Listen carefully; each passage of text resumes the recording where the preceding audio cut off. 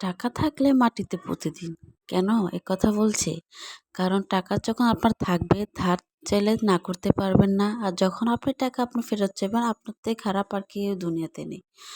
So তার জন্য বলেছি টাকা যদি থাকে মাটির নিচে রেখে দিন। হ্যালো গাইস, আসসালামু আলাইকুম। নতুন একটি ব্লগ নিয়ে চলে আসলাম। তো আজকে একটু ইজি একটা রেসিপি শেয়ার করতে চাচ্ছি তোমাদের সাথে। সেটা হচ্ছে লাউ দিয়ে একটি রান্না করব, যেটা তোমরা দেখতে পাচ্ছ। আমরা পেঁয়াজ মরিচ কেটে নিয়েছি, লাউ কেটে নিয়েছি, যা যতটুকু পরিমাণ, সাথে আলু নিয়ে নিয়েছি। তো আমি হচ্ছে আজকে রান্নাটা করব। ধরেন আপনার ঘরে ডিম নেই, একটি ডিম আছে, তো একটি ডিম দিয়ে কীভাবে কভার দিবেন সেটাই আমি দেখিয়ে দেবো আজকে। যখন আমার ঘরে কিছু থাকে না, অন্তত একটা ডিম যদি থাকে, লাউ থাকে, আমি এভাবেই রান্নাটা করে ফেলি। আর কালকে এই লাউ রান্না করতে গিয়ে আমার চোখের উপর পড়েছে, তোমরা দেখতেই পাচ্ছ, ক্যামেরা সরিয়ে ফেলেছি। তেলের ছিটে গিয়ে আমার কপালে পড়ে গিয়ে চোখের উপর সাইডে পড়ে গিয়েছিল। তো আল্লাহ বাঁচাইছে, যে চোখে লাগে নাই, আপনাদের দোয়ায়, সবার দোয়ায়। তো দেখো আমি হচ্ছে পেঁয়াজটা মরিচটা ভালো করে ভেজে নেব। এটা ভালো করে ভেজে নেওয়ার পর হচ্ছে দেখো আমি ভালোভাবে নাড়াচাড়া করছি। ভালো করে নাড়াচাড়া করতে হবে। এখন আমি ডিমটা দিয়ে দিব। এখন অনেকে মনে করতে পারেন যে নুডলস রান্না করছেন কি, না ভাই নুডলস না, আমি হচ্ছে ইজি একটা রান্না আপনাদের সাথে শেয়ার করছি। সেটা হচ্ছে লাউ লাউ দিয়ে ডিম রান্না, ঠিক আছে, লাউয়ের ডিম বলতে পারো। তো লাউ দিয়ে ডিম রান্নাটা দেখো, আশা করি ভালো লাগবে। একটি ডিম দিয়ে কীভাবে কভার দেওয়া যাবে এই রেসিপিতে। তো একটি ডিম দিয়ে যখন আমরা রান্না করব, এটি আপনি যার যার অনুযায়ী দিতে পারেন। ডিম যতটুকু দিন ততটুকু স্বাদ হবে। আমার যতটুকু প্রয়োজন ছিল আমি ততটুকুই দিয়েছি। এখন ভালোভাবে ডিমটাকে ভেজে নিব, কারণ কাঁচা থাকলে গন্ধ লাগবে, ভালো লাগবে না। তো ভালো করে এটাকে ভেজে নিচ্ছি। দেখো মোটামুটি ভাজা কিন্তু হয়ে গেছে। ভাজা হয়ে যাওয়ার পর এখন হচ্ছে এটাকে ভালো করে আবার নাড়াচাড়া দিয়ে নিচ্ছি, যে ভিতরে কোনো কাঁচা আছে কি না। না, ভিতরে কিন্তু কাঁচা নেই। দেখো আমি একটু পর পর ড্যাব ড্যাব করে এটা ছড়িয়ে দিচ্ছি, যাতে কাঁচা থাকলে যাতে এটা ভাজা হয়ে যায়। তো এটা দেখো ভালোভাবে এটাকে আগে ভেজে নিবে, তারপর হচ্ছে এই যে দেখো আমি সামনে থেকে, এই যে এখন আমি পানিটা দিয়ে দিব, যাতে হচ্ছে এখন আমি কষাবো তার জন্য। আর লাউ থেকে নর্মালি পানি ওঠে, তার জন্য বেশি হচ্ছে পানি অল্প দিলেই হবে। যতটুকু পরিমাণ ততটুকুই দিবেন। আমি একটু আরেকটু অল্প দিয়ে নিব। তো দেখো আমি কিন্তু পানি দিয়ে নিয়েছি, পানি দিয়ে একটু করে নেব। এখন হচ্ছে আমি মশলাগুলো দিয়ে দিব। হলুদ দিয়ে দিয়েছি প্রথমে। এই যে দেখো ভালোভাবে নাড়াচাড়া করে ফুল কিন্তু সুন্দরভাবে নাড়াচাড়া নিতে হবে, যাতে মশলাটা ডিমের সাথে অ্যাড হয়।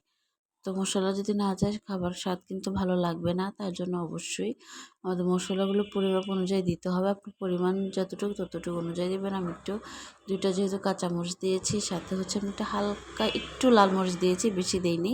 তো একটু দিয়েছি, কারণ হয়তো কালারটা না হলে খাবারে সুন্দর আসবে না। এখন হচ্ছে আমি লবণটা দিয়ে দিলাম। লবণটা দিয়ে দিয়েছি। এখন লবণটা ভালো করে মিশিয়ে নিব। ভালো করে মিশানোর পর দেখো এটা আমি সুন্দরভাবে মিশিয়ে ফেলেছি। এখন হচ্ছে আমি এই লাউটা ঢেলে দিব। যেহেতু আমার অল্পটুকু ছিল, তো অল্প কিছু দিয়ে আজকে রান্নাটা করছি, লাউ দিয়ে ডিম রান্না। তো দেখো তোমরা এটা ভালো করে নেড়েচেড়ে নিয়েছি। ভালো করে নেড়েচেড়ে হচ্ছে এই যে দেখো, যাতে মশলা হচ্ছে ফুল ইয়াতে লাগে। নাহলে কিন্তু ভালোভাবে যদি না নেড়েচেড়ে নিই, তাহলে কিন্তু ভালোভাবে কুক হবে না, আর মশলা কিন্তু ঢুকবে না। মশলা না ঢুকলে কিন্তু খেতেও ভালো লাগবে না। আমি হচ্ছে ঢেকে দিয়েছি, কিছুক্ষণ পর কিন্তু চলে আসবো। অবশ্যই কিছুক্ষণ পর পর নাড়াচাড়া দিবেন, নয়তো কিন্তু নিচে লেগে যেতে পারে। এখন হচ্ছে আমি একটু দেখে নিব, চেক করব। দেখো পানিটা কিন্তু মোটামুটি শুকিয়ে গেছে। পানি কিন্তু আমি অল্পটুকু দিয়েছিলাম, আর দিনই। এখন ঝোলের জন্য যদি প্রয়োজন হয় তখন তো অবশ্যই দিব। যা যতটুকু ঝোল প্রয়োজন ততটুকু দিবেন। আমি দেখছিলাম যে আরেকটু বাকি আছে, তার জন্য আবার ঢেকে দিব। দেখো আবার ঢেকে দিয়েছি। তো কিছুক্ষণ পর আমি আবার চলে আসলাম। দেখো এখন কিন্তু আরেকটু হয়ে গেছে। দেখো একদম ঝোল পুরোপুরি শুকিয়ে গেছে। একটু ভালো করে নাড়াচাড়া দিতে থাকবো। একটু ভালো করে নাড়াচাড়া করে আর একটু ভালো করে দিচ্ছি। এখন হচ্ছে আমি একটু ঝোল দিয়ে দিব, যেহেতু আমার একটা কষানো হয়ে গেছে। আপনার যদি তরকারি কষানো হয়ে যায় ঝোল দিয়ে ফেলবেন, কারণ বেশি কুক হলে কিন্তু ভালো লাগবে না, বেশি নরম জিনিস কিন্তু স্বাদ লাগবে না। তো এই যে দেখো আমি ঝোলটা দিয়ে দিয়েছি। আমার যতটুকু ঝোল প্রয়োজন ততটুকুই দিব।